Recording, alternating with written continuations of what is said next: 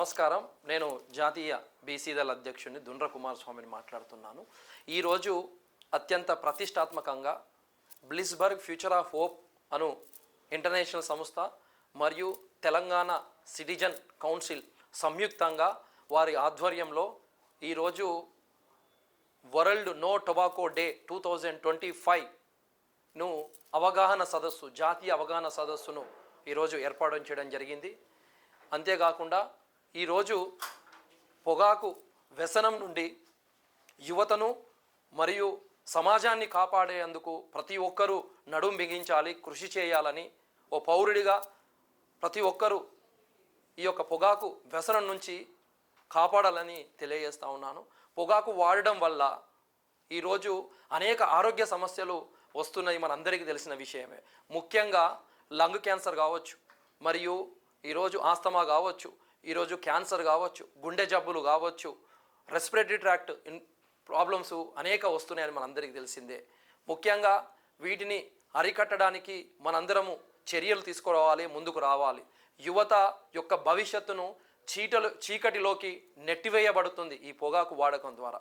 అంతేకాకుండా ఈ పొగాకు వాడడం వల్ల ఒక వ్యక్తికి మాత్రమే కాదు, వారి చుట్టుపక్కల ఉన్న వారికి కూడా అనేక ఆరోగ్య సమస్యలు తలెత్తుతున్నాయి. దీనినే సెకండ్ హ్యాండ్ స్మోక్ అని ద్వారా అనేక సమస్యలు వస్తున్నాయి.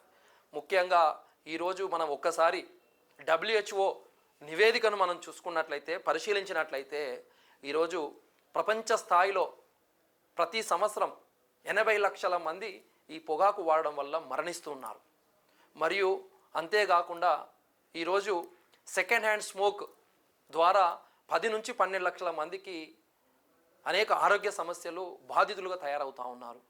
అంతేకాదు ఈరోజు మన భారతదేశంలో ఒకసారి పొగాకును వాడేవారు ఎంతమంది ఉన్నారని ఒకసారి స్టాటిక్ చూసుకుంటే 27.5 కోట్ల మంది వినియోగిస్తున్నారంటే ఒక్కసారి ఎంత ఆశ్చర్యానికి గురి చేస్తుంది.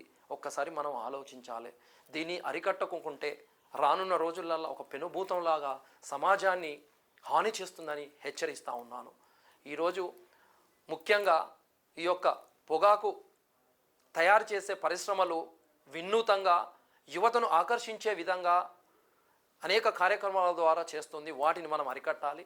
ఈ పాన్ మసాలా, గుట్కా, పొగాకు లాంటి కార్యక్రమాల ద్వారా ప్రమాదకరంగా యువత ఆరోగ్యం ఖరాబ్ అవుతూ ఉంది. దానిని మనం అరికట్టాల్సిన బాధ్యత మనందరిపైన ఉందని సామాజికవేత్తలు, సంఘ సంస్కర్తలు ఒకసారి దీనిపై దృష్టి పెట్టి దీన్ని తగ్గించే విధంగా కృషి చేయాలని తెలియజేస్తున్నాను.